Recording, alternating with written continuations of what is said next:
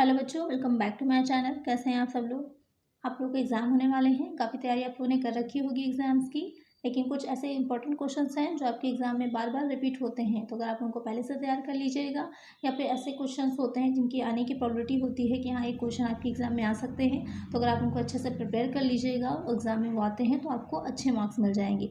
तो आज ऐसे ही कुछ इंपॉर्टेंट क्वेश्चंस मैं बिजनेस कम्युनिकेशन के लेकर के आई हूँ, जिससे आप लोग उनकी अच्छे से तैयार कर लीजिएगा। पहले भी वो एग्ज़ाम्स में आए हुए हैं और अच्छे से आपकी प्रिपरेशन होगी तो आप आसानी से उसे एग्ज़ाम में लिख सकते हैं। इन क्वेश्चंस के साथ साथ मैं इनके आंसर्स भी आप लोग को बताते चलूँगी, जिससे कि आप लोग को आसानी से तैयारी की हो जाएगी।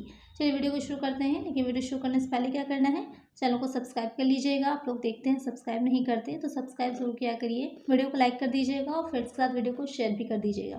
आइए शुरू करते हैं। तो लॉन्ग आंसर टाइप क्वेश्चन में पहला आप लोग का क्वेश्चन रहेगा, व्यावसायिक संचार से आप क्या समझते हैं, इसकी विशेषताओं और उद्देश्यों को विस्तार से समझाइए। या स्थान से भी कह सकते हैं, व्यावसायिक संप्रेषण, संचार कहिए या संप्रेषण, दोनों सेम ही है। What do you understand by business communication, explain its features and objectives in detail. यहाँ पर आपको बताना है कि व्यावसायिक संचार या संप्रेषण क्या होता है। तो दो या दो से अधिक व्यक्तियों के बीच जब विचारों का, संदेशों का, थॉट्स का, मत का, फैक्ट्स का हम जो है आदान प्रदान कर रहे होते हैं, एक से दूसरे व्यक्ति को दे रहे होते हैं, एक्सचेंज कर रहे होते हैं, तो क्या कहलाता है, वो हो जाता है हमारा संप्रेषण। तो यहाँ पर आपको यही बताना है, इसका अर्थ बताना है, साथ ही इसकी डिफिनेशन दे दीजिएगा। कम से कम 2 डिफिनेशन ज़रूर लिखिएगा, जिससे कि आपको अच्छे मार्क्स मिल सके। तो इसमें डिफिनेशन अगर देखें हम, तो कीथ डेविस की बहुत ईजी सी डिफिनेशन है कि सूचना एवं ज्ञान शक्ति को एक व्यक्ति से दूसरे व्यक्ति को भेजने की प्रक्रिया ही क्या कहलाती है, संप्रेषण कहलाती है। Communication is the process of passing information and understanding from one person to another. बहुत ही सिंपल सी डिफिनेशन है, आसानी से आप याद कर सकते हैं। इसके अलावा न्यूमैन एवं समर की जो डिफिनेशन दे रखी है, संप्रेषण दो या दो से अधिक व्यक्तियों के बीच तथ्यों, विचारों, सम्मतियों या भावनाओं का विनिमय है। बहुत ही सिंपल सी डिफिनेशन है, इसको जरूर याद कर लीजिएगा। Communication is an exchange of facts, ideas, opinions और इमोशंस बाय 2 और मोर पर्सन्स। कि दो या दो से अधिक व्यक्तियों के बीच सम्मतियों, विचारों, तथ्यों का, सूचना का आदान प्रदान ही क्या कहलाता है, संप्रेषण कहलाता है।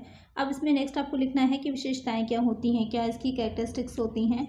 तो अगर हम इसकी विशेषताओं की बात करें, तो उसमें सबसे पहले इंपॉर्टेंट विशेषता हो जाती है कि द्विमार्गी प्रक्रिया, ये 2 वे प्रोसेस है। यानी कि एक अकेला व्यक्ति नहीं कर सकता, ना ही एक तरफ से होगी कि अगर आपने किसी को इन्फॉर्मेशन दे दी, उसके बाद आपका कम्युनिकेशन पूरा हो गया। जब तक वो व्यक्ति समझकर आपको वापस से उत्तर नहीं देता, फीडबैक नहीं देता, कम्युनिकेशन पूरा नहीं होगा। दूसरा हो जाता है सतत प्रक्रिया है, कंटिन्यूअस प्रोसेस है, लगातार चलती रहती है। ऐसा तो नहीं होता किसी बिजनेस ने एक बार कोई सूचना दे दी, फिर आपका जो है काम खत्म हो गया, बार बार सूचनाओं की जरूरत पड़ती रहती है। उसके बाद आएगा सामाजिक एवं मानवीय प्रक्रिया है, सोशल एंड ह्यूमन प्रोसेस है, क्योंकि हम समाज में रहकर ही काम कर सकते हैं, क्योंकि एक अकेला व्यक्ति तो कम्युनिकेशन कर नहीं सकता, हमको एक से ज़्यादा व्यक्ति चाहिए होते हैं कम्युनिकेशन के लिए, तो एक सामाजिक प्रक्रिया हो जाएगी। उसके बाद हो जाता है सार्वभौमिक प्रक्रिया, यूनिवर्सल प्रोसेस है। क्या होता है, हर दिशा में, सिर्फ यहाँ पर व्यवसाय की ही बात नहीं हो रही, हम लोग अपने डेली लाइफ में भी देखें तो बिना कम्युनिकेशन के कुछ भी पॉसिबल नहीं है। एक दूसरे से बात करके, एक दूसरे से कह कर ही तो हम कोई कार्य कर पाते हैं, तो इसलिए क्या है, यूनिवर्सल है। फिर आ जाएगा बौद्धिक कुशलता का सेतु, a bridge of intellectual efficiency. तो यहाँ पे ये रहता है कि दो लोगों के बीच में जो एक समझ होती है, कि अपनी अंडरस्टैंडिंग है, जैसे कि टीचर स्टूडेंट की अगर हम बात करें, टीचर के पास जो नॉलेज है वो स्टूडेंट को देता है, और स्टूडेंट्स की जो क्वेरीज होती हैं, जो क्वेश्चंस होते हैं, वो टीचर से पूछता है। तो इस तरह से क्या हो जाता है कि आपस में एक हम लोग क्या कर रहे हैं, जो हमारे पास नॉलेज है उसको एक्सचेंज कर रहे हैं आपसे। तो वही हो जाता है कि बौद्धिक कुशलता का सेतु होता है। फिर हो जाएगा विभिन्न प्रकार, विभिन्न प्रारूप होते हैं, difference type and different forms. अलग अलग तरह का होता है, लिखित होगा, मौखिक होगा, औपचारिक, अनौपचारिक, आगे आप पढ़ेंगे इसके प्रकार में, तो अलग अलग तरह का होता है संप्रेषण। तो ये हो जाएंगे क्या, संप्रेषण की विशेषताएं। और भी अगर आपको तैयार हैं तो आप इसको भी लिख सकते हैं। नेक्स्ट आ जाएगा इसमें कि उद्देश्यों को विस्तार से समझाइए कि इसके क्या ऑब्जेक्टिव्स होते हैं, क्या उद्देश्य होते हैं। तो पहला हो जाता है, अगर हम व्यवसाय की बात करें, क्योंकि यहाँ पर हम बात कर रहे हैं व्यवसायिक संप्रेषण की, तो व्यवसाय में क्या इसके जो है उद्देश्य होंगे, हम उस पर ध्यान देंगे, उसकी बात करेंगे। तो पहला हो जाता है इसमें कि श्रम संबंध में सुधार करना, कर्मचारियों प्रबंधक के संबंधों को सुधारना। ये जो कर्मचारी होते हैं और जो हम प्रबंधक होता है, उनके बीच आपस में वार्ता हो सकती है, बातचीत होती है, तो जिससे भी कुछ भी अगर विवाद होते हैं, कुछ भी झगड़े होते हैं, तो उनको आसानी से सुलझाया जा सकता है। फिर आ जाएगा कि संस्था के लक्ष्य को प्राप्त करने के लिए कर्मचारियों के सामूहिक प्रयास को प्राप्त करना। तो इसमें रहता है कि जो कर्मचारी कार्य कर रहे हैं, उनका भी वही लक्ष्य होना चाहिए जो कि संस्था का गोल होगा। क्यों, क्योंकि जो एक संस्था होती है, कोई ऑर्गेनाइजेशन होती है, व्यक्तियों का ही तो समूह होती है। जब मिल के एक साथ सहयोग से कार्य करेंगे, तभी तो किसी रिजल्ट तक पहुंच जा पाएंगे। तो इसलिए आपस में उनके गोल भी सेम होने चाहिए। तो कैसे होंगे, जब उनको आप कम्युनिकेट करेंगे, उनको बताएंगे कि क्या संस्था चाहती है आपसे, तभी तो वो जान पाएंगे। उसके बाद आ जाएगा कि संस्था के अंदर और बाहर किसी तरह के संघर्ष और तनाव की स्थिति को उत्पन्न होने से रोकना। जब आपस में बातचीत होती रहेगी तो अगर कोई असंतोष हो रहा है श्रमिकों में, तो जो प्रबंधक वर्ग होगा उसको पता रहेगा कि इस कार्य की वजह से जो आपके श्रमिक वर्ग है वो सही ढंग से कार्य नहीं कर पा रहा, या वो इनकी ये डिमांड्स हैं उनको आपको जो है देखना चाहिए या उसको समझना चाहिए। तो वो कैसे पॉसिबल होगा जब वो अपनी बात को कन्वे करेंगे उच्च अधिकारी हैं उन तक। फिर आ जाता है कि ऐसी स्थिति अवस्था को बढ़ावा देना जो अभिप्रेरणा, सहयोग और संतुष्टि के लिए आवश्यक है। तो इसमें ये रहता है कि अभिप्रेरित करने के लिए भी जो मोटिवेट करते हैं, जो लीडर होता है अपनी बातों से, और इंसेंटिव स्कीम्स होती हैं अलग अलग तरह से मोटिवेट किया जाता है, तो उसमें भी सूचनाएं बहुत ही इंपॉर्टेंट रोल प्ले करती हैं। उसके बाद आ जाएगा कि व्यवसायिक जगत में होने वाले परिवर्तनों में से अवगत कराना, कि लगातार जो हमारी इकोनॉमी है उसमें जो चेंजेस आ रहे हैं उसका जानना व्यवसाय के लिए बहुत इंपॉर्टेंट है, क्योंकि बिजनेस को एक समाज में ही तो हो रहा है, तो अर्थव्यवस्था का काफ़ी इफेक्ट पड़ता है। या सरकार के द्वारा जो नई नई नीतियाँ आ रही हैं उनकी जानकारी रखना, उनके बारे में सूचनाओं को एकत्र करना, ये भी काफ़ी इंपॉर्टेंट होता है। फिर आ जाएगा अधीनस्थ कर्मचारियों का कार्य के प्रति सुझाव आमंत्रित करना, कि जो कर्मचारी आपके कार्य कर रहे हैं वो उनमें भी बहुत सी क्वालिटीज़ होती हैं, विशेषताएं होती हैं, तो उसका भी आप लाभ उठा सकते हैं, कि उनसे भी परामर्श ले सकते हैं। सब सूचनाओं के माध्यम से ही पॉसिबल है। व्यवसाय से संबंधित तृतीय बाह्य पक्षों को संतुष्ट करने के लिए, क्योंकि व्यवसाय में सिर्फ श्रमिक या फिर प्रबंधक वर्ग ही नहीं होता, जो बाहर के लोग हैं जैसे कि इन्वेस्टर्स हैं, शेयर होल्डर्स हो जाते हैं, गवर्नमेंट होती है, बहुत से लोग होते हैं जिनका व्यवसाय से जुड़े हुए होते हैं, तो उन तक भी सूचनाओं को, रिपोर्ट्स को पहुंचाना इंपॉर्टेंट होता है। रिपोर्ट्स बनाई जाती हैं तो बहुत लोगों के, बाहरी व्यक्तियों के लिए भी तो बनाई जाती हैं, जिससे कि उनको बताया जा सके कि हमारी संस्था की स्थिति क्या है। फिर आ जाएगा कि व्यवसायिक संस्था में कार्यरत लोगों में एक समान सोच उत्पन्न करना, एक जैसी सोच डालना कि वो एक ही उससे कार्य कर सकें। तो इसके लिए कॉन्फ्रेंसेस होती हैं, सेमिनार्स होते हैं कई तरह की, जो आपस में एक दूसरे के साथ जो है वार्तालाप होना, विचार विमर्श होना, ग्रुप डिस्कशंस होना, ये सारी चीज़ें आती हैं उसमें, जिससे कि उनको जागरूक किया जा सके या उन तक अपनी बातों को पहुंचाया जा सके और सबका एक ही उद्देश्य हो। तो यहाँ पर ये हो गए हमारे व्यावसायिक संप्रेषण के उद्देश्य। तो इस तरह से आप अपने आंसर को लिखिएगा, जिससे कि आपका आंसर कंप्लीट भी होगा और आपको अच्छे मार्क्स भी मिलेंगे। नेक्स्ट क्वेश्चन है, मौखिक संप्रेषण से आप क्या समझते हैं? मौखिक संप्रेषण के लाभ एवं हानियों का वर्णन कीजिए। What do you understand by oral communication? Describe advantages and disadvantages of oral communication. तो क्वेश्चन पूछ रहा है कि मौखिक संप्रेषण क्या है। मौखिक संप्रेषण क्या हो जाएगा? आपने पढ़ा होगा संप्रेषण के प्रकार कौन कौन से तरीके से संप्रेषण होता है। तो दिशा के आधार पर था, अभिव्यक्ति के आधार पर था, या फिर संबंधों या प्रकृति के आधार पर था। तो ये जो आपका मौखिक संप्रेषण पूछा है, ये किसके बेसिस पे होता है? ये हो जाएगा अभिव्यक्ति या माध्यम के आधार पर। तो इसमें शाब्दिक और अशाब्दिक दो तरह का था। जो आप लोग का मौखिक हो जाता है वो क्या होगा? वर्बल कम्युनिकेशन होता है, शाब्दिक संप्रेषण होता है। ध्यान दीजिएगा, क्वेश्चन में ये भी पूछ सकता है शॉर्ट में आप लोगों से कि जो मौखिक संप्रेषण है वो किस तरह का संप्रेषण है, तो वो हो जाएगा शाब्दिक संप्रेषण। तो अब यहाँ पूछ रहा है कि क्या होता है। तो जब मौखिक रूप से आप अपनी बातों को दूसरे व्यक्ति तक पहुँचाते हैं, सूचनाओं को, विचारों को दूसरे व्यक्ति तक पहुँचाते हैं शब्दों के माध्यम से, तो वो हो जाता है मौखिक संप्रेषण। उसके लाभ एवं हानियाँ कौन कौन सी होती हैं? तो लाभ भी बहुत हैं और हानियाँ भी। लाभ क्या हो जाएंगे इसके? समय और श्रम की बचत होती है, saving of time and energy, क्योंकि जल्दी से अपनी बात होने वाले तक पहुंचा देते हैं तो उसमें समय नहीं लगता। प्लस अगर हम जो है कुछ लिख करके भेज रहे होते तो पूरा टाइप करना पड़ता, उसके बाद उस व्यक्ति तक भेजते हम उस चीज़ को, तो श्रम की भी जो है व्यय होता। यहाँ पर सिर्फ हम डायरेक्टली अपनी बात रख सकते हैं तो आसानी से हमारा काम हो जाएगा। अविलंब प्रतिपुष्टि एवं स्पष्टीकरण, इसमें टाइम नहीं लगता, फ़ौरन ही हमने जैसे फ़ोन पर आपने दूसरे व्यक्ति से कुछ कहा, उसने पलट के आपको फ़ौरन ही आंसर कर दिया। तो यहाँ पर यह रहता है कि जो फीडबैक होता है उसमें टाइम नहीं लगता। फिर आएगा समूह के साथ परस्पर संबंध बनाने में प्रभावी है, मितव्ययी होता है, गोपनीय है, संगठन में स्वस्थ वातावरण डेवलप करने में हेल्पफुल होता है, प्रोत्साहन देने के लिए उपयोगी होगा, असाधारण परिस्थितियों में अधिक उपयोगी है, अधिक बलपूर्ण एवं सरल समझ होती है, संप्रेषण की प्रभावपूर्णता का माप है, प्रेरणादायक है और रोज का लाभ मिलता है। वो फ्लेक्सिबल इसलिए हो जाएगा क्योंकि जो है मौखिक रूप से है तो आप उसमें कुछ भी क्या कर सकते हैं, चेंजेस कर सकते हैं। ये हो जाएगा हमारा मौखिक संप्रेषण के लाभ। फिर आ जाते हैं इसकी सीमाएं या फिर दोष कह लीजिए या फिर हानियाँ। एक चीज़ ध्यान दीजिएगा, एग्जाम में आपसे कुछ भी पूछ सकता है शॉर्ट में भी कि ये दोष बताइए, लाभ हानियाँ बताइए या सीमाएं, तो आप आंसर इसका ही सेम लिख सकते हैं। तो आपके एक क्वेश्चन में कई शॉर्ट क्वेश्चंस भी तैयार हो जाएंगे। पहला क्या हो जाएगा इसकी हानि की वैधानिक मान्यता नहीं होती है। जो लॉ होता है, कानून होता है, वो लिखित रूप में चीज़ों को मानता है, लेकिन अगर आपने मौखिक रूप से कुछ कहा है तो उसको कोई प्रूफ नहीं है आपके पास, इसलिए वो मान्य नहीं होगा। उत्तरदायित्व के निर्धारण में कमी, अगर आप मौखिक रूप से किसी से कहिए कोई काम करने के लिए, तो ज़रूरी नहीं है वो व्यक्ति वो काम करे, हो सकता है उसको टाल भी जाए, ये कह दे कि आपने मुझसे कहा ही नहीं था। लेकिन आपने लिखित रूप से अगर साइन करिए किसी को कोई ड्यूटी, तो उस चीज़ को नकार नहीं सकता है। फिर होगा कि विस्तृत संदेशों के अनुपयुक्त है, सीमित क्षेत्र होता है, निर्बल धारण शक्ति होगी, मिथ्याबोध या भ्रम, खर्चीला एवं समय बर्बाद करने वाला। तो ये सारी क्या हो जाएंगी इसकी हानियां या फिर सीमाएं या फिर दोष कह सकते हैं आप। फिर आ जाता है इसका नेक्स्ट क्वेश्चन। नेक्स्ट क्वेश्चन में क्या है, प्रतिपुष्टि से क्या आशय है, इसका महत्व बताइए। What is feedback, explain its importance in communication. तो यहाँ पर आपको बताना है कि जो प्रतिपुष्टि होती है यानी कि जो आखिरी चरण होता है, जो संप्रेषण प्रक्रिया होती है, कम्युनिकेशन प्रोसेस होती है उसका, तो उसमें पूछ रहा है कि फीडबैक क्या होता है। तो जब जो भी रिसीवर है, प्राप्त करता है, उसको जो संदेश भेजा गया है उस संदेश को प्राप्त करने के बाद जो कुछ भी वो अपनी प्रतिक्रिया देता है वो प्रतिक्रिया ही क्या कहलाती है, प्रतिपुष्टि कहलाती है, फीडबैक कहलाती है। यहाँ पर प्रतिपुष्टि बहुत ही इंपॉर्टेंट है। अगर किसी संदेश का कोई भी उत्तर नहीं दिया जा रहा है तो इसका मतलब वो संदेश प्रक्रिया पूरी नहीं होगी, क्योंकि उससे हमें ये नहीं पता चलेगा कि जो संदेश हमने, जो मैसेज हमने दूसरे व्यक्ति को भेजा था उसी अर्थ में, उसी मीनिंग में वो मैसेज सामने वाले व्यक्ति को समझ में आया है। तब तक जब तक उसी अर्थ में सामने वाला व्यक्ति यानी कि जो रिसीवर है आपके मैसेज को नहीं समझ लेता है, तब तक जो कम्युनिकेशन है वो पूरा नहीं होगा, वो एक अफवाह बन के रह जाएगा, ना कि वो संप्रेषण कहलाएगा। इसलिए प्रतिपुष्टि बहुत ही इंपॉर्टेंट होती है। अब अगर इसका महत्व की बात आती है कि क्या इसका महत्व होता है, तो इसका पहला पॉइंट क्या हो जाएगा कि जो प्रतिपुष्टि होती है वो संप्रेषण प्रक्रिया का अंतिम एवं महत्वपूर्ण तत्व है, अंतिम भी है और महत्वपूर्ण भी है। उसके बाद हो जाएगा कि प्रतिपुष्टि के अभाव में संप्रेषण प्रक्रिया अधूरी है। अगर उसने प्रतिपुष्टि नहीं दी रिसीवर ने तो संप्रेषण पूरा नहीं होगा।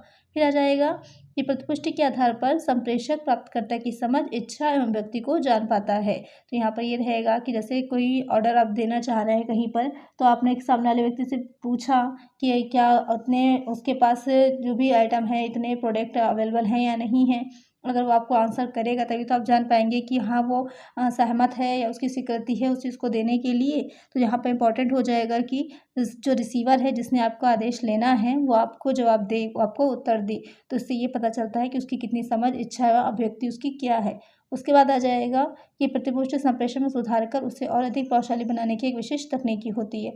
जिस तरह का फीडबैक रहता है उससे हमें ये पता चलता है कि अगर हमें क्या सुधार करना है, क्या चीज़ें हैं, वो सारी आएंगी इसमें।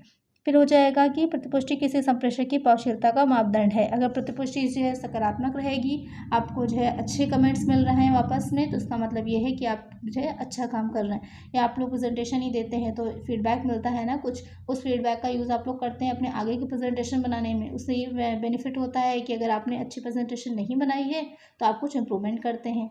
ये फिर नेक्स्ट हो जाएगा कि प्रतिपुष्टि आपसी मिथ्याबोध एवं भ्रम को न्यूनतम करने में सहायक होती है।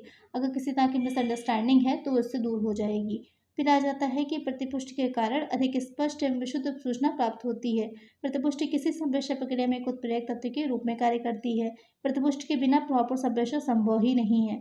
प्रतिपुष्टि के आधार पर किसी संदेश का मूल्यांकन, समीक्षा, परिवर्तन, संशोधन किया जाता है। तो ये सारे वो पॉइंट्स हो जाएंगे कि प्रतिपुष्टि का महत्व के। इनको आप जो है हेडिंग वाइज भी बना सकते हैं, या अगर शॉर्ट में आता है तो डायरेक्ट इतना ही लिख दीजिएगा। अगर लॉन्ग में आता है तो इसको हेडिंग वाइज बना लीजिएगा और इसमें एक्सप्लेन कर दीजिएगा, तो आप अच्छे से आपका आंसर लिख पाएंगे। फिर नेक्स्ट क्वेश्चन लेते हैं। संप्रेषण की प्रमुख बाधाएं बताइए तथा उन्हें दूर करने के उपाय भी बताइए। Explain the main barriers of communication and give suggestion to remove them. बहुत ही मोस्ट इंपॉर्टेंट क्वेश्चन है, वेरी वेरी इंपॉर्टेंट है, इसको अच्छे से तैयार कर लीजिएगा। एग्जाम में क्वेश्चन बहुत पूछा जाता है। तो यहाँ पर संप्रेषण में बाधा से अर्थ ये हो जाएगा कि जो संप्रेषण हम करना चाह रहे हैं वो सही ढंग से हम नहीं कर पा रहे हैं, या पूरी सूचना सामने वाले व्यक्ति तक नहीं पहुँच पा रही है, सही अर्थ में नहीं पहुँच पा रही है, या वो प्रतिपुष्टि नहीं दे पा रहा है, फीडबैक नहीं दे पा रहा है। तो ये सब क्या हो जाती हैं, संप्रेषण में बाधाएं होती हैं। अब ये कितने तरह की होंगी, तो पहली हो जाती है इसमें भाषागत या शब्दार्थ बाधाएं, अवरोध, लैंग्वेज और सिमेंटिक बैरियर्स। तो इसमें क्या हो जाएगा कि कभी कभी जो होता है सामने वाला व्यक्ति वो उस भाषा को नहीं जानता जिस लैंग्वेज में आपने लिखा है। जैसे कि अगर आप चाइनीज़ में कोई संदेश लिखेंगे, सामने वाले व्यक्ति को चाइनीज़ नहीं आती, तो क्या वो समझेगा कि आपने क्या बताया है? तो क्या होगा, वो एक तरह की भाषागत बाधा हो जाएगी। तो यहाँ पर इंपॉर्टेंट होता है कि आप जो संदेश भेज रहे हैं सामने वाले व्यक्ति को उसी भाषा में भेजें जो भाषा उसको समझ में आती है। तो वहाँ पर कई चीज़ें और भी होती हैं कि सरल शब्दों का यूज़ करें, सिंपल हो, बहुत ज़्यादा व्याकरण के बड़े बड़े शब्दों का यूज़ ना करें, कुछ इस तरह की भाषा का प्रयोग करें जो आसानी से, जिसका ट्रांसलेट भी किया जा सके और आसानी से उसे समझ में भी आए। फिर आ जाती है भौतिक अवरोध बाधाएं। Physical barriers. इसमें क्या रहता है कि जो भी संदेश भेजा जा रहा है तो वहाँ पर ये भौतिक अवस्थाएं भी इम्पोर्टेंट हो जाती हैं, जैसे कि समय, किस समय पर आप संदेश भेज रहे हैं, सही समय पर सही संदेश भेजना बहुत इंपॉर्टेंट होता है। कितना डिस्टेंस पर वो व्यक्ति है जिसको आप संदेश भेज रहे हैं, तो दूरी भी काफ़ी इंपॉर्टेंट होती है। लेकिन आज के टाइम की अगर हम बात करें तब तो जो है, क्योंकि इतने ज़्यादा संसाधन अवेलेबल हो गए हैं संप्रेषण के, कम्युनिकेशन के, कि अब दूरी मैटर नहीं करती है। लेकिन वहाँ पर भी ये रहेगा कि सही टाइम पर कभी कभी टेक्नोलॉजी भी साथ अगर छोड़ देती है, तकनीकी भी किसी तरह की कोई गड़बड़ी हो जाती है, तो संदेश वहाँ पर भी पहुँचाना मुश्किल होता है। लेकिन अगर आमने सामने व्यक्ति बैठा है तो आप उसको जल्दी कन्वे कर लेंगे। लेकिन अगर आप उसके माध्यम से भेज रहे हैं, किसी और अन्य माध्यम का चुनाव कर रहे हैं, तो वहाँ पर कभी कभी तकनीकी खराबी भी हो सकती है। शोर होता है, नॉइज़ होती है, कहीं पर आप कॉन्फ्रेंस हो रही है, वहाँ पर बहुत शोर हो रहा है, तो जो भी व्यक्ति है, वक्ता है, स्पीकर है, कुछ भी बोल रहा होगा वो आप लोग को समझ में नहीं आएगा। उसके बाद हो जाता है कि आयु है, किस आयु के लोगों के साथ आप कर रहे हैं कन्वर्सेशन, तो ये सारी चीज़ें क्या हो जाती हैं, भौतिक अवरोध कहलाते हैं, फिजिकल बैरियर्स हो जाते हैं। फिर आ जाता है संगठनात्मक अवरोध या प्रबंधकीय बाधाएं, ऑर्गेनाइजेशनल और मैनेजरियल बैरियर्स। तो इसमें क्या रहता है कि जो संगठन की संरचना है वो किस तरह की है, या उसकी पॉलिसीज़ कैसी हैं, क्या फैसिलिटीज़ हैं, क्या उनके नियम बने हुए हैं, किस माध्यम से वो पहुंचा रहे हैं सूचनाएं, या फिर उनका माध्यम जो है वो पूरी तरह से उसका रखरखाव मेंटेनेंस सही ढंग से नहीं है। ये सारे बाधाएं हो जाती हैं संगठनात्मक बाधाएं। उसके बाद नेक्स्ट हो जाएगा इसमें कि व्यक्तिगत अवरोध या बाधाएं, पर्सनल बैरियर्स। तो यहाँ पर दो तरह की होती हैं, एक होती हैं उच्च अधिकारियों संबंधी बाधाएं और दूसरी हो जाती है अधीनस्थों संबंधी बाधाएं। तो यहाँ पर जो उच्च अधिकारी होते हैं, जो सुपीरियर्स होते हैं, तो वहाँ पर उन पर भी डिपेंड होता है कि जो सूचना वो भेज रहे हैं वो किस तरह से भेज रहे हैं, उनका एटीट्यूड क्या है, उनका दृष्टिकोण बहुत मायने रखता है।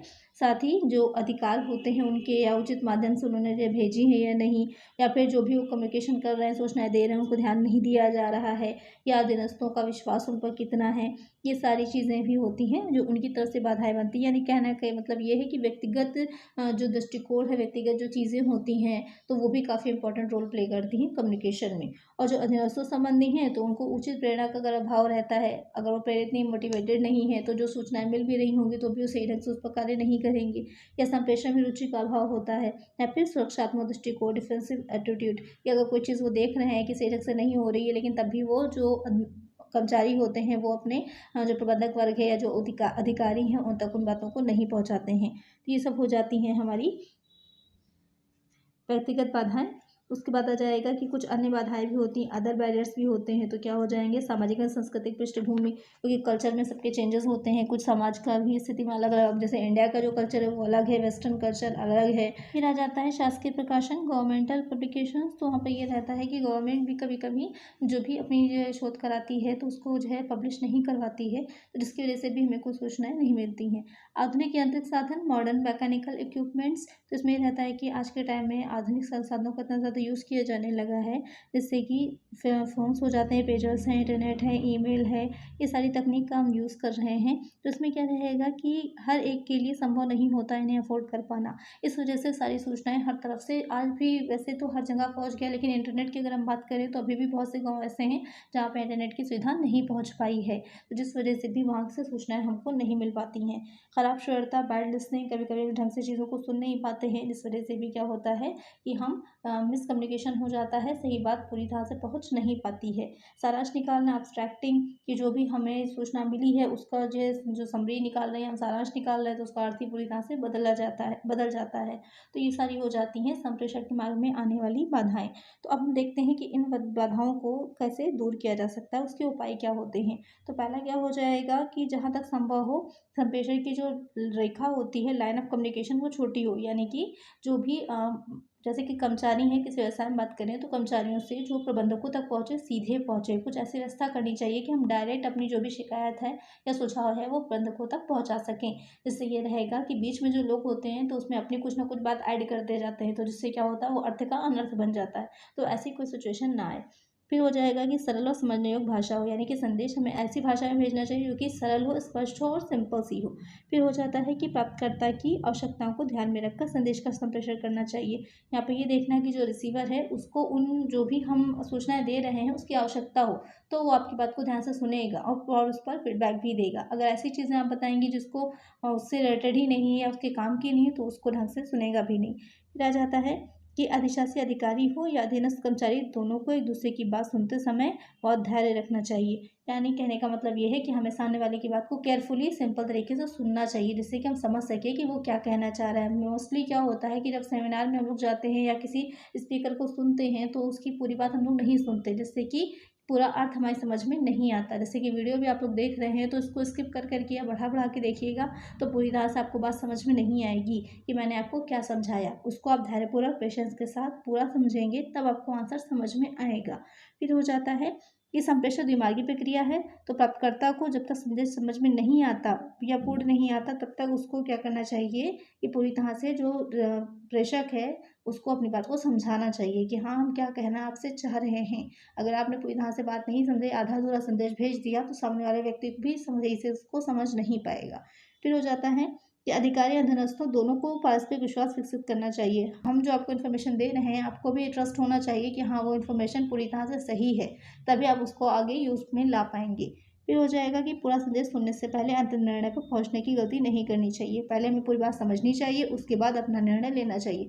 बहुत से लोग ऐसे देखे होंगे आपने अपने आसपास कि वो पूरी बात सुनते ही नहीं, फ़ौरन ही क्या होता है, उनको गुस्सा आ जाएगा या वो अपना जो है कुछ भी फीडबैक देना शुरू कर देते हैं। तो वहाँ पर क्या होगा कि पूरी तरह से जब बात समझी ही नहीं है तो उनका आंसर भी गलत ही हो जाता है। फिर हो जाएगा अशाब्दिक संप्रेषण में उचित भाव-भंगिमा तथा स्वर का यथा आवश्यक उपयोग करना चाहिए। जब शाब्दिक संप्रेषण कर रहे हैं, यानी कि या तो आप मौखिक कर रहे हैं या लिखित कर रहे हैं, इसके अलावा लेकिन अगर आप अशाब्दिक कर रहे हैं, नॉन वर्बल कर रहे हैं, तो वहाँ पर संकेतों के माध्यम से, अपनी बॉडी लैंग्वेज, अपने जेस्चर के माध्यम से आप सामने वाले व्यक्ति तक बात पहुँचा रहे हैं, तो वहाँ पर आपको स्पेशली ध्यान रखना है कि सामने वाले व्यक्ति ने आपके संकेत को सही से समझा है या नहीं समझा। तो ये सारे हो जाते हैं कि जो है किस तरह से संप्रेषण में जो बाधाएं आ रही हैं उनको आप दूर कर सकते हैं, वो सारे उपाय। तो यहाँ पर आपका आंसर कंप्लीट होता है। नेक्स्ट क्वेश्चन अब इसमें लेते हैं। नेक्स्ट क्वेश्चन है, स्वॉट विश्लेषण क्या है? स्वॉट विश्लेषण के प्रमुख संगठनों का विस्तार से विश्लेषण कीजिए।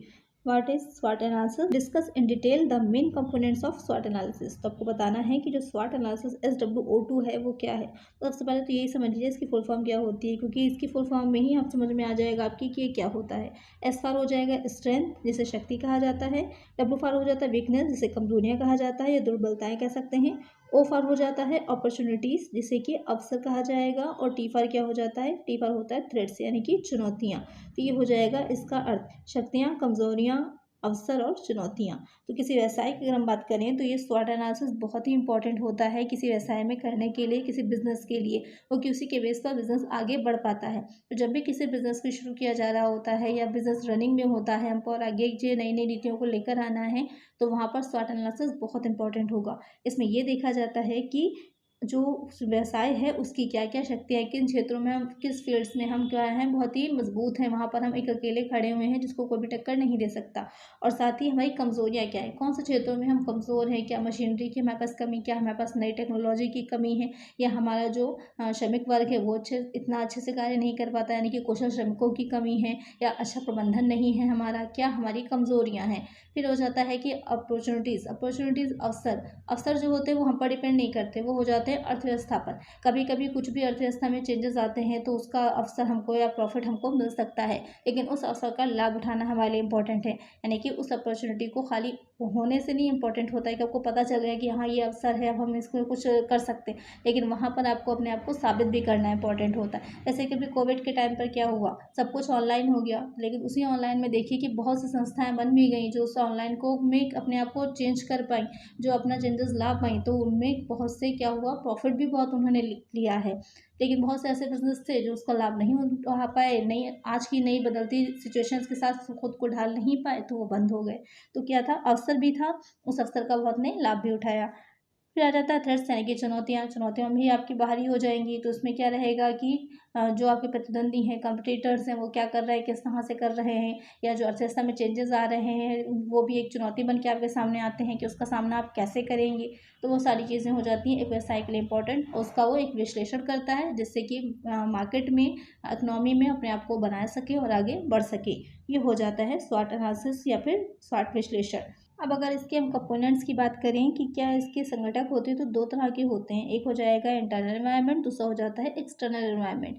इसी एनवायरनमेंट में ही क्या होता है, हमारा बिजनेस चलता है। तो यहाँ पर जो स्वॉट आपने पढ़ा, इसमें की जो स्ट्रेंथ और अपॉर्चुनिटीज़ हैं, इसमें जो स्ट्रेंथ और वीकनेस है ये हो जाता है हमारा इंटरनल इन्वायरमेंट से रिलेटेड। और जो दूसरा आपके ओ और टी दे रखा था यानी कि अपॉर्चुनिटीज़ और थ्रेट्स, ये हो जाते हैं जुड़े हुए हमारे एक्सटर्नल इन्वायरमेंट से, जिस पर हमारा कंट्रोल नहीं रहता। लेकिन जो आपका इंटरनल इन्वायरमेंट रहता है उस पर आपका पूरा कंट्रोल रहता है कि कैसे आप उस चीज़ों को सुधार सकते हैं। जैसे कि आपकी शक्तियाँ क्या है उसको आप और बढ़ा सकते हैं, आपकी कमजोरियाँ क्या है उस कमजोरियों को आप दूर कर सकते हैं। इन दोनों पर आपका क्या रहता है, कंट्रोल रहता है। तो यहाँ पर जो इंटरनल इन्वायरमेंट में उसमें क्या चीज़ें आ जाएंगी कि व्यवसाय का संगठन है, उसका प्रबंधन है, उसका प्रशासन करना है, उसको कैसे चला सकते हैं, क्या क्या संसाधन हैं आपके पास, ये सारी चीज़ें आपकी हो जाती हैं इंटरनल इन्वायरमेंट से जुड़ी हुई। और दूसरा हो जाता है जो एक्सटर्नल इन्वायरमेंट, तो कुछ ऐसे घटक हैं यानी कि कुछ ऐसे हैं जो इकोनॉमी में, अर्थव्यवस्था में चेंजेस आ रहे हैं या सरकारी नीतियों में बदल रही हैं, या अगर आपका व्यवसाय एक्सपोर्ट इम्पोर्ट का है तो वहाँ पर दूसरे देशों में जो चेंजेस आ रहे हैं वहाँ की अर्थव्यवस्था में, उन सब का इफेक्ट आपके बिजनेस पर पड़ेगा।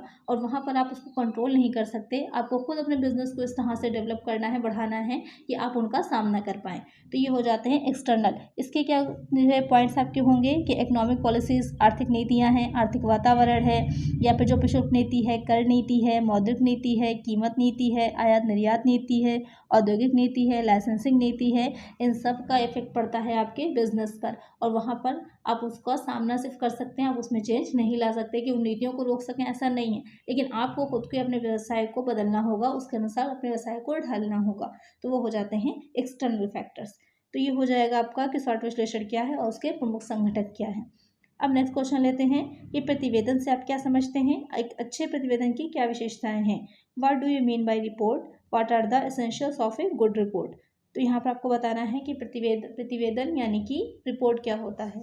तो प्रतिवेदन या रिपोर्ट क्या हो जाती है कि जो प्रतिवेदन होता है तथ्यों का, घटनाओं का, विचारों का एक संकलन होता है, जो कि किसी उस पर हम लिखित विवरण की तरह उसको लिखते हैं, जिससे कि उन लोगों तक उसको पहुंचाया जा सके जो उस समय नहीं थे, जिस टाइम पर वो घटनाएं या फिर तथ्य या विचार रखे गए थे।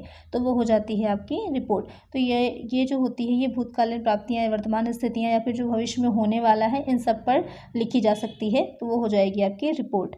फिर इसके बाद जो इसकी क्या विशेषताएं होती हैं, तो विशेषताएं क्या हो जाएंगी कि एक औपचारिक विवरण होता है किसी घटना का, तथ्यों का, सूचनाओं का। फिर हो जाएगा कि ये पूर्व निर्धारित तरीके से और नियोजित तरीके से लिखा जाता है। फिर आ जाता है कि प्रतिवेदन को लौकिक रूप, कन्वेंशनल फॉर्म में प्रस्तुत किया जाता है। उसके बाद क्या विशेषता होगी कि ये नीचे से ऊपर यानी या फिर समतल संप्रेषण का एक तरीका होता है। यानी कि जो प्रबंधक वर्ग हैं वो रिपोर्ट तो नहीं देंगे ना, जो श्रमिक हैं उनको, जो श्रमिक होते हैं वो अपने कार्य की रिपोर्ट प्रबंधक वर्ग को देते हैं। या तो फिर रिपोर्ट जो है समतल संप्रेषण में, या फिर यानी कि बराबरी के लोगों में, जैसे कि जो प्रबंधक वर्ग हैं मध्य श्रेणी के ही हैं या फिर उच्च श्रेणी के ही हैं, एक दूसरे को कुछ रिपोर्ट दे रहे हैं अपने काम से रिलेटेड। तो वो हो जाएगा आप लोग का कि प्रतिवेदन जो होगा वो नीचे से ऊपर या फिर समतल संप्रेषण का एक तरीका है। फिर आ जाता है कि जो प्रतिवेदन होता है व्यवसाय के सूचनाएं जो हैं, जो घटनाएं हैं, अभिलेख हैं, उनको संप्रेषित किया जाता है रिपोर्ट के माध्यम से। फिर हो जाएगा कि रिपोर्ट जो होती है वो मूल उद्देश्य जनहित में मूल बातों को ज़्यादा, यानी कि जो रिपोर्ट्स कुछ ऐसी भी होती हैं जैसे कि आपने देखा होगा कि न्यूज़पेपर वगैरह में प्रकाशित होती हैं, किस लिए कि इससे पता चल सके कि क्या हो रहा है, क्या नहीं हो रहा इस चीज़ के बारे में। फिर होता है कि प्रतिवेदन एक व्यक्ति द्वारा या विशेष रूप से गठित समिति, आयोग, अध्ययन दल द्वारा ही प्रस्तुत किया जाता है। रिपोर्ट लिखने का भी एक पूरा प्रॉपर तरीका होता है, औपचारिक ढंग से लिखी जाती है। फिर आता है कि प्रतिवेदन के प्रस्तुतिकरण की निर्धारित समय सीमा होती है, जिसे अवसर परिवर्तित किया जा सकता है। मंथ के एंड में जैसे श्रमिक वर्ग हैं उनको कोई कार्य करने को दिया गया, उसके बाद ये कहा जाता है कि मंथ के एंड में या फिर छमाही या फिर वर्ष के अंत में रिपोर्ट ली जाएगी आप लोगों से। तो वो पूरा कार्य करते हैं, उसके बाद वर्ष के अंत में अपनी रिपोर्ट तैयार करके जो प्रबंधक वर्ग या अधिकारी होते हैं उनको सौंप देते हैं। प्रतिवेदन सूचना के आदान प्रदान का एक महत्वपूर्ण माध्यम है। तो ये सब हो जाती हैं प्रतिवेदन की विशेषताएं। फिर हम नेक्स्ट क्वेश्चन लेते हैं कि ज्ञापन क्या है, एक प्रभावी ज्ञापन की विशेषताएं बताइए। What are memos, explain the characteristics of an effective memo. तो यहाँ पर मेमो क्या होता है, इसे हिंदी में ज्ञापन कहा जाता है, आपको बताना है उसके बारे में। तो ज्ञापन की अगर हम बात करते हैं या फिर कहा जाता है इसे मेमो, जो शॉर्ट में है इसका पूरा नाम जो है वो मेमोरेंडम होता है। तो मेमोरेंडम एक अंग्रेजी शब्द है और ये किससे लिया गया है, लैटिन भाषा के मेमोरेट से लिया गया है, जिसका शाब्दिक अर्थ होता है टू मेंशन और टू टेल, यानी कि चर्चा करना या फिर कुछ कहना। तो जो मेमो है वो मेमोरेंडम का ही संक्षिप्त रूप है। ये शॉर्ट में भी आपसे आंसर क्वेश्चन पूछ सकता है कि ज्ञापन क्या होता है, मेमोरेंडम क्या होता है, तो आपका आंसर यही रहेगा जो जो मेमोरेंडम के बारे में है कि क्या हो जाएगा कि एक लिखित संदेश है जो किसी संगठन के अधिशासी अधिकारियों या अधीनस्थों या समान स्तर के अधिकारियों के बीच आर्थिक संप्रेषण के लिए प्रयोग किया जाता है। यानी कि जो मेमो होता है वो संगठन के अंदर ही भेजा जाता है, एक जो अधिकारी है या अधीनस्थ हैं या समान स्तर के जो अधिकारी हैं उनको, ये संगठन के बाहर नहीं भेजा जाता। व्यावसायिक पत्र आपने पढ़े होंगे, बिजनेस लेटर्स, तो ये उसका ही एक प्रकार ही होता है और ये संगठन के अंदर ही इसका यूज़ किया जाएगा। उसके बाद क्वेश्चन में पूछ रहा है कि एक प्रभावी ज्ञापन की विशेषताएं क्या होती हैं। तो विशेषताएं क्या होंगी कि संप्रेषण का एक प्रारूप हो जाएगा और ये संस्था के ही अंदर 2 कर्मचारियों या फिर 2 विभागों के बीच लिखा जाता है। फिर हो जाएगा कि यह संगठन में आंतरिक संप्रेषण के लिए प्रयुक्त किया जाता है। ज्ञापन को प्रेषित करते समय यदि टू के सम्मुख नामबद्ध करके प्रेषित किया, यानी कि जो भी जिसके लिए भी हमने ज्ञापन लिखा है, मेमो लिखा है, उसका नाम मेंशन होता है उसके ऊपर। ज्ञापन का विषय संक्षिप्त होता है जिससे प्राप्तकर्ता को विषय की जानकारी लेना आसान होता है। फिर हो जाएगा कि ज्ञापन में शिष्टाचार पूर्ण शब्दों का प्रयोग नहीं किया जाता, केवल विशिष्ट व्यक्ति के नाम का संबोधन कर संदेश प्रेषित किया जाता है। संदेश प्रत्यक्षशाली में लिखा जाता है, क्योंकि हम संस्था के अंदर ही, यानी कि क्या तो फिर एक समान स्तर के उस पर ही कर रहे होते हैं, तो वहाँ पर हमें कोई स्पेशली शिष्टाचार वाले शब्दों का यूज़ करने की आवश्यकता नहीं होती, हम सीधे सूचनाओं को लिख सकते हैं। और ज्ञापन में प्रशंसात्मक वाक्य नहीं होता है तथा जारीकर्ता का हस्ताक्षर महत्वपूर्ण नहीं होता, क्योंकि संगठन के अंदर ही कार्य हो रहा है, ज्ञापन दिया जा रहा है, तो वहाँ पर हस्ताक्षर करना इंपॉर्टेंट नहीं होगा। ये हो जाती हैं ज्ञापन की विशेषताएं। उसका नेक्स्ट क्वेश्चन लेते हैं। आधुनिक युग सूचना क्रांति का युग है, इस कथन की व्याख्या कीजिए तथा व्यावसायिक संप्रेषण में आधुनिक तकनीकों का महत्व बताइए। Modern age is the age of information revolution. Discuss this statement and explain the role of modern techniques of communication in business. यहाँ पर आपको बताना है कि क्यों कहा जाता है कि आधुनिक युग सूचना क्रांति का युग है, क्योंकि आज के टाइम में इतना ज़्यादा चेंज हो चुका है, जो कम्युनिकेशन है इतना सरल बन चुका है, इतना जल्दी आप लोग कम्युनिकेट कर सकते हैं, कन्वर्स कर सकते हैं, दूसरे व्यक्ति तक सूचनाओं को पहुँचा सकते हैं। इसलिए कहा जाता है कि आधुनिक युग क्या है, क्रांति का युग है। आप इन्फॉर्मेशन को, सूचनाओं को फैक्स कर सकते हैं, वीडियो कॉन्फ्रेंसिंग कर सकते हैं, ईमेल कर सकते हैं, इंटरनेट के जरिए भेज सकते हैं, जो मोबाइल फ़ोन है, पेजर है, सैटेलाइट कम्युनिकेशन है, सिटीजन बैंड रेडियोज़ हैं, इंटेलिजेंट नेटवर्क है, इलेक्ट्रॉनिक बुलेटिन बोर्ड है, फाइल ट्रांसफ़र प्रोटोकॉल यानी कि FTP है, एक्स्ट्रानेट है, वॉइस मेल है। तो बहुत से ऐसे साधन हो गए हैं जिसके माध्यम से आप जल्द से जल्द सूचनाओं को या जो भी आपकी इन्फॉर्मेशन है उसको दूसरे व्यक्ति तक पहुंचा सकते हैं। तो इसी के बारे में आपको लिखना है, साथ ही इसकी जो कुछ तकनीकें हैं इसके बारे में थोड़ा सा एक्सप्लेन कर दीजिएगा कि मेल क्या है या उसके क्या बेनिफिट्स होते हैं, इसके बारे में, या मोबाइल फ़ोन क्या है उसके क्या बेनिफिट्स हैं।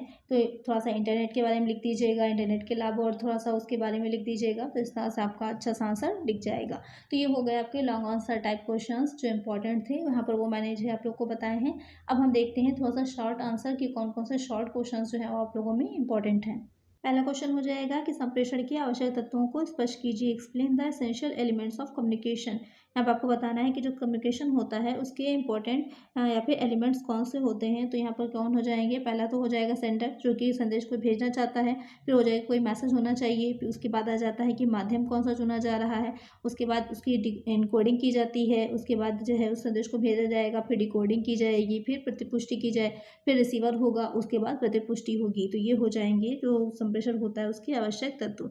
उसके बाद हो जाएगा कि शाब्दिक संप्रेषण से आप क्या समझते हैं, what do you understand by verbal communication. तो आपको यहाँ पर बताना है कि शाब्दिक संप्रेषण है वो क्या है। तो माध्यम के आधार पर जो संप्रेषण के प्रकार होते हैं उसमें शाब्दिक संप्रेषण होता है और अशाब्दिक होता है। तो जो शाब्दिक संप्रेषण होता है वो 2 तरह का होगा, एक मौखिक हो जाता है, दूसरा हो जाता है लिखित संप्रेषण। तो शाब्दिक संप्रेषण में क्या हो जाएगा कि जब शब्दों के माध्यम से आप दूसरे व्यक्ति तक कोई सूचना पहुंचाते हैं, कोई तथ्य पहुंचाते हैं, कोई इन्फॉर्मेशन उसे देते हैं, तो वो शाब्दिक होता है। तो वो मौखिक रूप से भी आप बता सकते हैं या फिर लिखित रूप से भी बता सकते हैं, दोनों में ही आप शाब्दिक संप्रेषण का ही प्रयोग करते हैं। फिर हो जाएगा कि अशाब्दिक संचार प्रक्रिया को स्पष्ट कीजिए। What do you understand by non verbal communication. तो इसमें क्या रहता है, जब संकेतों के माध्यम से, बॉडी लैंग्वेज के माध्यम से, जेस्चर्स के माध्यम से सामने वाले व्यक्ति को समझाते हैं अपनी बात को, तो वो हो जाता है अशाब्दिक संप्रेषण। फिर आ जाएगा कि मौखिक तथा लिखित संचार में अंतर स्पष्ट कीजिए। तो यहाँ पर अगर नेक्स्ट क्वेश्चन हम लेते हैं कि मौखिक तथा लिखित संचार में अंतर स्पष्ट कीजिए, तो यहाँ पर मौखिक जो संप्रेषण होता है उसमें जो है शब्दों को बोल करके जो है अपनी बात को पहुँचाया जाता है, संदेश को। और जो लिखित संप्रेषण होता है उसमें हम लिख करके जो है शब्दों को लिखित रूप में या मुद्रित रूप में दूसरे व्यक्ति तक पहुँचाते हैं। जो मौखिक संचार होता है उसमें हमें किसी व्यक्ति को साक्षर होने की ज़रूरत नहीं होती है, ज़रूरी नहीं है कि वो उसको लिखना पढ़ना आता हो, वो अपनी बात को सीधे बोल करके सामने वाले व्यक्ति तक पहुँचा सकता है। लेकिन जो लिखित संचार होता है उसके लिए आवश्यक होता है कि आपको साक्षरता हो, यानी कि आपको लिखने का ज्ञान होना चाहिए। फिर हो जाता है कि संदेश का प्रसारण, यानी कि जो मौखिक संचार होता है वहाँ पर जो संदेश होता है वो तीव्र गति से पहुँच जाता है, क्योंकि आपने एज ए फ़ोन के थ्रू ही आपने सामने वाले व्यक्ति को बात अपनी पहुँचाई, वो या फिर वो व्यक्ति आपके सामने है तो आपने बोल करके अपनी बात उस तक पहुँचा दी। लेकिन जो लिखित संप्रेषण होता है उसमें क्या होगा कि पहले आप लिखेंगे, उसे टाइप करेंगे या फिर हाथ से मैनुअली लिखेंगे, कंप्यूटर पर टाइप करेंगे, कुछ भी किसी भी माध्यम से लिखेंगे, उसके बाद आप दूसरे व्यक्ति तक पहुँचाएँगे, तो उसमें थोड़ा-सा टाइम लगेगा। फिर हो जाता है कि जो मौखिक संचार होता है उसका कोई भी लिखित प्रमाण नहीं होता, क्योंकि आपने जो है वर्बली बोला होता है उस चीज़ को, तो उसका कोई आपके पास प्रूफ नहीं होता। लेकिन जो लिखित संचार होता है उसका आपके पास प्रूफ रहता है कि आप 1 कॉपी में, 10 कॉपी में, कई कॉपीज़ में कर अपनी जो भी चीज़ आपने भेजी है उसको रख सकते हैं। उसके बाद आ जाता है नेक्स्ट कि जो इसमें प्रतिक्रिया होती है, जो मौखिक संचार होता है उसमें तुरंत मिल जाती है। आपने अपनी बात कही, सामने वाले व्यक्ति ने फ़ौरन ही उस पर आपको फीडबैक दे दिया। लेकिन जो लिखित संचार होता है, पहले आप यहाँ से किसी को जैसे ईमेल कर रहे हैं, ईमेल उस पर पहुँची, उसने जब भी देखी उसने, तब आपको उसका रिप्लाई देगा, प्रतिपुष्टि देगा, फीडबैक देगा। लेकिन अगर आप फ़ोन पे कॉल पे बात करेंगे तो फ़ौरन ही आपको उसका आंसर दे देगा, फीडबैक दे देगा। प्रतिक्रिया जो होती है इसमें तत्काल प्रतिक्रिया मिल जाती है मौखिक संप्रेषण में, और जो लिखित संप्रेषण होता है उसमें समय लगेगा। तो ये हो जाते हैं जो मौखिक संप्रेषण है और लिखित संप्रेषण दोनों के बीच में डिफरेंस। नेक्स्ट क्वेश्चन लेते हैं आप। संप्रेषण प्रक्रिया को समझाइए, एक्सप्लेन द कम्युनिकेशन प्रोसेस। ये किस तरह से संप्रेषण की प्रक्रिया चलती है। तो प्रक्रिया की अगर बात करें तो सबसे पहले क्या होता है इसमें, संप्रेषण कोई भी जो है सेंडर होना चाहिए जो कि किसी संदेश को भेजना चाहता है। उसके बाद दूसरा हो जाता है कि कोई संदेश, उसके पास कोई इन्फॉर्मेशन होनी चाहिए। फिर उसके बाद आ जाता है इनकोडिंग, जो भी इन्फॉर्मेशन होती है वो उसकी इनकोडिंग करता है, शब्दों में से, संकेत के माध्यम से, ध्वनि के माध्यम से उसको इनकोड करता है, संकेत भाव में बदलता है। उसके बाद वो देखता है कि किस माध्यम से उस जो भी उसका मैसेज है उसे वो दूसरे वाले व्यक्ति तक, यानी कि जो प्राप्त करता है रिसीवर, उस तक भेजेगा। उसके बाद आ जाएगा प्राप्तकर्ता, जो रिसीवर है जिसको कि मैसेज मिलना है। जब उसको मैसेज मिल जाता है, वो प्राप्त कर लेता है, तो उसके बाद उसको डिकोड करता है, यानी कि जो भी संकेत थे या जो लिखित रूप में था या ध्वनि थी कोई, तो उसको वो समझता है, डिकोड करता है। डिकोड कर लेने के बाद वो क्या करता है, वो फीडबैक देता है, अपनी प्रतिपुष्टि देता है। तो इस तरह से जो कम्युनिकेशन प्रोसेस है वो कंप्लीट होती है। फिर आ जाएगा कि प्रभावी संप्रेषण के 7 सी पर टिप्पणी लिखिए। Write note on 7 C's of effective communication. तो प्रभावी संप्रेषण के, यानी कि एक ऐसा संप्रेषण जो कि सामने वाले व्यक्ति पर, जो रिसीवर, उस पर अच्छा से प्रभाव डालता है, तो उसके जो 7 सीज हैं वो कौन से हो जाएंगे। तो पहला हो जाता है स्पष्टता, क्लैरिटी, यानी कि संदेश या फिर जो संप्रेषण है वो क्लियर होना चाहिए, स्पष्ट होना चाहिए। पूर्णता, कंप्लीटनेस, कंप्लीट एक इन्फॉर्मेशन हम दें। शुद्धता होनी चाहिए, करेक्टनेस, संक्षिप्तता होनी चाहिए, कंसाइसनेस, नम्रता होनी चाहिए, कर्टियस, निष्कपटता होनी चाहिए, कैंडिडनेस। उसके बाद हो जाएगा निरंतरता, कंटिन्यूटी। तो ये 7 सीज हैं जो कि एक प्रभावी संप्रेषण के लिए इंपॉर्टेंट होते हैं। इसको एक्सप्लेन करके अच्छे से आप लोग लिखिएगा। नेक्स्ट क्वेश्चन हो जाएगा कि प्रभावी संप्रेषण का प्रायिक प्रतिमान क्या है। Explain the pride model of effective communication. यहाँ पर आपको बताना है कि जो प्रभावी संप्रेषण का एक प्राइड मॉडल आपने पढ़ा होगा उसके बारे में कि वो क्या है। तो यहाँ पर जो प्राइड मॉडल था, तो वर्दामन तथा वर्दामान थे, इनकी फुल फॉर्म उनके नाम की क्या है, जॉर्ज टी वर्दामन एंड पार्टिशिया ब्लैक वर्दामन। तो यहाँ पर इनका कहना था कि संप्रेषण को प्रभावी बनाने के लिए उसकी योजना या रूपरेखा को तैयार करना, उस पर समय देना और उसका कार्यान्वयन करना बहुत इंपॉर्टेंट होता है। तो वहाँ पर उन्होंने प्राइड प्रतिमान को प्रतिपादित किया। तो पी फॉर हो जाता है पर्पस, कि क्या उद्देश्य है सूचना देने का। फिर हो जाता है रिसीवर, कि जो प्राप्त करता है उसकी भी कुछ भूमिका होती है उस चीज़ को समझने में। इनपुट हो जाता है। उसके बाद आ जाता है आई फॉर इनपुट, यानी कि इम्पैक्ट, डिजायर्ड, वांछित प्रभाव, की क्या वो प्रभाव डाल रही है रिसीवर पर। फिर आ जाता है design of communication, D for design, इसमें क्या रहेगा कि संप्रेषण की रूपरेखा कैसे तैयार की जाए। फिर आ जाएगा E for execution, execution of communication, यानी कि जो हमें सूचना मिली है उसको निष्पादन, या फिर जो हमने सूचना तैयार की है, रूपरेखा योजना तैयार करी है, उसका निष्पादन किस तरह से किया जाएगा। तो ये है आप लोगों का प्राइड प्रतिमान। नेक्स्ट क्वेश्चन है अंगूरी लता संप्रेषण क्या है। What is grapevine communication. यहाँ पर जो अनौपचारिक संप्रेषण होता है उसी का एक प्रकार हो जाता है अंगूरी लता संप्रेषण।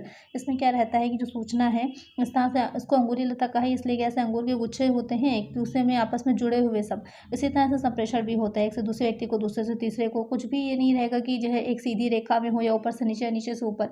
एक से दूसरे को, दूसरे से तीसरे को बात क्या होती है, आपस में फैलती जाती है, जिसे अफवाह भी कहा जाता है। बस वही हो जाता है अंगूरी लता संप्रेषण। उसके बाद आ जाता है समूह चर्चा से आप क्या समझते हैं। Explain the group communication. Communication, यानी कि जब एक ग्रुप बांट दिए जाते हैं अलग अलग या ग्रुप बना लिए जाते हैं, कोई एक उनको जो है पॉइंट दे दिया गया या एक उनको टॉपिक दे दिया गया, उससे रिलेटेड सूचनाओं को एक दूसरे तक पहुंचा रहे हैं या आपस में कम्युनिकेट कर रहे हैं, तो वो हो जाता है ग्रुप कम्युनिकेशन। फिर नेक्स्ट आ जाएगा जीवन व्रत क्या है, व्हाट इज रिज्यूमे। तो बहुत इंपॉर्टेंट है आज के टाइम में, सब लोगों को जरूरत पड़ती है। आप लोग का भी जब ग्रेजुएशन कंप्लीट हो जाएगा तो सबसे पहला काम आप लोग को यही करना होगा कि कहीं भी आपको सर्विस या जो है जॉब चाहिए तो सबसे पहले आपको अपना रिज्यूमे तैयार करना होता है, जिसमें आपने अभी तक जो कुछ भी किया होता है, आपकी पर्सनल डिटेल्स भी रहती हैं, क्वालिफिकेशन आपकी क्या है उससे रिलेटेड भी, और क्या आप करना चाहते हैं, किस टाइप के आप हैं, ये सारी चीज़ें उसमें मेंशन रहती हैं। वो हो जाता है जीवन व्रत, इसीलिए उसे जीवन व्रत कहा गया है। लाइफ का एक साइकिल जिसमें आपने जो कुछ भी किया होता है वो सब आप लिखते हैं। फिर हो जाएगा गश्ती पत्र से आप क्या समझते हैं, what do you mean by circular letter. तो गश्ती पत्र क्या हो जाता है कि जो व्यवसायी होगा, जो बिजनेसमैन होगा, उसको अगर एक ही सूचना बहुत से ग्राहकों को, व्यापारियों को या फिर फर्मों को भेजनी होती है तो उस उद्देश्य से वो एक लेटर तैयार करता है, जो कि गश्ती पत्र या फिर परिपत्र या फिर इंग्लिश में कहेगा तो सर्कुलर लेटर कहलाता है। उसकी वो बहुत सी प्रतियाँ जो है, बहुत सी कॉपीज छपवा लेता है और सबको अलग अलग जो है भेज देता है, तो इसीलिए उसको क्या कहा जाता है, गश्ती पत्र कहलाता है। नेक्स्ट आ जाएगा ईमेल क्या है, व्हाट इज़ ईमेल। ईमेल आप सबको पता ही है, इलेक्ट्रॉनिक मेल को कहते हैं कि जब हम जो है इंटरनेट के माध्यम से ये जो है अपनी कोई लिखित सूचना दूसरे व्यक्ति तक पहुंचाते हैं तो वो ईमेल हो जाएगा। आप लोग का ईमेल पर आप सभी का अकाउंट होगा ही। अब नेक्स्ट क्वेश्चन लेते हैं। नेक्स्ट क्वेश्चन हो जाएगा कि श्रोता विश्लेषण के उद्देश्य क्या है, what is the objectives of audience analysis. तो श्रोता विश्लेषण होता क्या है कि ये चीज़, एक स्पीकर अच्छा होना इंपॉर्टेंट नहीं है, किसी ऑडियंस का जो कि जिस संदेश ले रही है, संदेश जिस तक पहुँच, इन्फॉर्मेशन जिसे हम दे रहे हैं उसका भी एक अच्छा लिसनर होना ज़रूरी है, क्योंकि जब तक वो अच्छा लिसनर नहीं होगा तब तक जो संप्रेषण है वो सही ढंग से, प्रभावी ढंग से हो नहीं पाएगा। तो इसका भी विश्लेषण किया जाता है कि किस तरह की ऑडियंस है जिस तक आप इन्फॉर्मेशन को पहुँचा रहे हैं, क्योंकि ऑडियंस के भी कई तरह के होते हैं, उच्च स्तरीय होती है, विशेष श्रोता होता है, लक्ष्य श्रोता होता है या फिर सामान्य श्रोता होता है, तो उसका विश्लेषण किया जाता है। तो यहाँ पर उद्देश्य क्या होते हैं कि जानकारी करना कि श्रोता क्या है, कितने हैं और किस प्रकार के हैं, किस वर्ग के हैं, ये देखना कि श्रोताओं के प्रत्युत्तर की जानकारी प्राप्त करना कि किस प्रकार का क्या प्रत्युत्तर वो दे सकते हैं, जो आप क्वेश्चन कर रहे हैं या जो आप इन्फॉर्मेशन दे रहे हैं उसका। श्रोताओं पर संप्रेषण के प्रभाव का अध्ययन करना कि क्या इफेक्ट पड़ेगा उन पर, संप्रेषण के माध्यम के प्रभाव को ज्ञात करना कि किस माध्यम से आप उन तक जो सूचना को पहुँचा रहे हैं। श्रोता विश्लेषण द्वारा क्या किया जाता है, संप्रेषण के दोषों को यदि कोई हो तो दूर कर उसे और अधिक प्रभावी बनाया जाता है, जिससे कि भविष्य में दोबारा अगर हम संप्रेषण कर रहे हैं तो वही प्रॉब्लम्स दोबारा या बाधाएं दोबारा ना आए। तो ये हो जाता है श्रोता विश्लेषण का उद्देश्य, यानी कि जो भी आपने सूचनाएं दी थी तो जिस तरह के ऑडियंस को दी थी उस ऑडियंस का रिस्पॉन्स क्या है, उन पर प्रभावपूर्ण रही हैं या नहीं रही हैं, ये सारी चीज़ों को देखना ही क्या होता है, श्रोता विश्लेषण के उद्देश्य होंगे। फिर आ जाता है विचार गोष्ठी तथा सम्मेलन में क्या अंतर है। अक्सर हम लोग इसे सेमिनार और कॉन्फ्रेंस को सेम ही समझते हैं, पर दोनों में क्या होता है, डिफरेंस होता है। तो दोनों में क्या डिफरेंस होता है कि जो सम्मेलन होते हैं, यानी कि जो कॉन्फ्रेंस होती है वो बड़ी होती है और जो विचार गोष्ठी या सेमिनार होते हैं वो छोटे होते हैं। जो कॉन्फ्रेंस होती है वो अनौपचारिक प्रकृति की होती है, वो विस्तृत होगी, और जो सेमिनार होते हैं वो छोटे होते हैं, लिमिटेड होते हैं और औपचारिक यानी कि फॉर्मल होते हैं। जो सम्मेलन होता है उसकी तुलना में जो संगोष्ठी होती है यानी विचार गोष्ठी है, सेमिनार्स होते हैं, वहाँ पर ज़्यादा गंभीर चर्चाएं की जाती हैं, सीरियस डिस्कशंस होते हैं। जो संगोष्ठी होती है यानी कि सेमिनार होगा, वहाँ पर जितने भी प्रतिभागी होते हैं वो सभी क्या होते हैं, अपने शोध पत्र को, जो सर्च लेटर्स होते हैं उन्हें पढ़ते हैं। लेकिन जो कॉन्फ्रेंस होती है उसमें सभी लोग चर्चा में भाग नहीं लेते हैं। तो ये हो जाएगा दोनों के बीच में डिफरेंस। सिंपल से समझ लीजिए, कॉन्फ्रेंस बड़े लेवल पे होती है और जो सेमिनार होते हैं वो छोटे लेवल पे होते हैं। ये है दोनों के बीच में डिफरेंस। नेक्स्ट हो जाएगा औपचारिक एवं अनौपचारिक संप्रेषण में अंतर बताइए। यहाँ पर बहुत ही इंपॉर्टेंट है औपचारिक संप्रेषण और अनौपचारिक संप्रेषण। एग्जाम में बहुत बार पूछा जाता है, लॉन्ग में भी आ सकता है ये क्वेश्चन कि दोनों के बीच में डिफरेंस बताइए। तो पहला डिफरेंस क्या हो जाएगा कि लिखित एवं मौखिक। जो औपचारिक होता है संप्रेषण वो लिखित ही होगा, लेकिन जो अनौपचारिक होते हैं वो संप्रेषण मोस्टली मौखिक होते हैं। जो साक्ष्य होते हैं, जो औपचारिक होते हैं संप्रेषण, क्योंकि वो लिखित होते हैं इसलिए उनके साक्ष्य होते हैं, प्रूफ होते हैं, रिकॉर्ड होता है। और अनौपचारिक संप्रेषण जो होते हैं उसमें किसी भी संदेश का कोई भी प्रूफ नहीं होगा। संबंध यानी कि रिलेशनशिप। तो औपचारिक संप्रेषण जो होते हैं अधिकारियों और अधीनस्थों के बीच में होते हैं, यानी कि अधिकारी अधीनस्थों से अधीनस्थ अधिकारियों के साथ करेंगे। लेकिन जो अनौपचारिक होते हैं तो एक साथ काम करने वाले जो लोग होते हैं वो आपस में क्या करते हैं, निकट संबंध हो जाते हैं, एक दूसरे से बातचीत करने लगते हैं। तो वो क्या रहेगा, उनमें जो संबंध होते हैं मित्रतापूर्वक होते हैं, मित्रतापूर्ण होते हैं। फिर आ जाता है प्रमाणता, ऑथेंटिसिटी। तो ऑथेंटिसिटी जो होती है वो औपचारिक संप्रेषण में होगी, ना कि अनौपचारिक में। फिर आता है अफवाह एवं गलतफहमी, रूमर्स एंड मिसअंडरस्टैंडिंग। औपचारिक संप्रेषण में क्या रहेगा, लिखित होंगे, स्पष्ट होते होते हैं तो वहाँ पर किसी भी तरह की गलतफ़हमी या अफ़वाह नहीं होगी, लेकिन जो अनौपचारिक होते हैं उसमें गलतफ़हमी हो सकती है। सो अपनी श्रृंखला स्केलर चेन तो पहले ही मैंने बता दिया कि श्रृंखला के सिद्धांतों पर काम करता है, या तो अपवर्ड होगा या फिर डाउनवर्ड होगा। लेकिन जहाँ पर जो अनौपचारिक होता है वो एक ही स्केल के लेवल के लोगों के बीच में होगा। तीव्रता स्पीड जो होती है तो यहाँ पर औपचारिक संप्रेषण में कि जो औपचारिक संप्रेषण होते हैं सिद्धांतों नियमों के अनुसार होंगे तो उसकी जो स्पीड होती है, गति होती है, वो ज़्यादा तीव्र नहीं होती। लेकिन अनौपचारिक जो होते हैं, अफ़वाह देखा होगा आपने ना, बहुत तेज़ी से फैलती है। तो वही समझ लीजिए अनौपचारिक संप्रेषण होगा, उसमें बात एक व्यक्ति से दूसरे व्यक्ति तक बहुत ही तेज़ी से फैलेगी। फिर हो जाता है समय। जो औपचारिक संप्रेषण होते हैं उसमें समय लगता है, थोड़ा-सा टाइम लगता है, क्योंकि उसकी एक प्रॉपर जो तरीका है उसके माध्यम से होगा। लेकिन अनौपचारिक संप्रेषण में समय कम लगेगा। पूरक सप्लीमेंट्री जो अनौपचारिक संप्रेषण होते हैं, औपचारिक संप्रेषण के ही पूरक होते हैं। इस तरह समझ लीजिए कि एक संस्था में जो औपचारिक संप्रेषण होते हैं उसी के बीच-बीच में अनौपचारिक संप्रेषण भी साथ-साथ चलता रहता है। उत्तरदायित्व रिस्पॉन्सिबिलिटी औपचारिक संप्रेषण में किसी भी त्रुटि के लिए, क्या किसी भी गलत संदेश के लिए किसी न किसी को उत्तरदायी बनाया जाएगा। लेकिन जो अनौपचारिक संप्रेषण होगा उसमें गलत सूचनाओं के लिए किसी को उत्तरदायी नहीं बनाया जा सकता। तो ये हो जाएगा औपचारिक एवं अनौपचारिक संप्रेषण में अंतर। आई होप आपकी अच्छे से समझ में आ गया होगा। सारे क्वेश्चंस को मैंने अच्छे से एक्सप्लेन कर दिया है। आप लोग अच्छे से इसकी तैयारी कर लीजिएगा। अगर एग्जाम में से कोई भी क्वेश्चन आते हैं तो आप आराम से उसे लिख पाएंगे और आपको अच्छे मार्क्स मिल पाएंगे। और भी किसी सब्जेक्ट पर इसी तरह से आप इंपॉर्टेंट क्वेश्चंस की वीडियो चाह रहे हैं तो सब्जेक्ट का नेम मुझे कमेंट कर दीजिएगा। आज की वीडियो में इतना ही। अगर वीडियो अच्छी लगी है, आप लोग के लिए हेल्पफुल रही है, तो वीडियो को लाइक ज़रूर करिएगा और फ्रेंड्स के साथ शेयर भी करिएगा। मिलते हैं नेक्स्ट वीडियो में। Thank you.